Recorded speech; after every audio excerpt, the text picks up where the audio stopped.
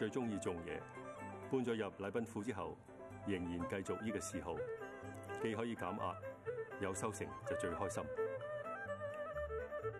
不過我覺得最大嘅快樂係將開心同其他人一齊分享，尤其係過時過節，大家唔好忘記，社會上有好多人需要我哋多啲關心。香港社會雖然富裕，但最緊要係所有香港人都分享到繁榮嘅成果。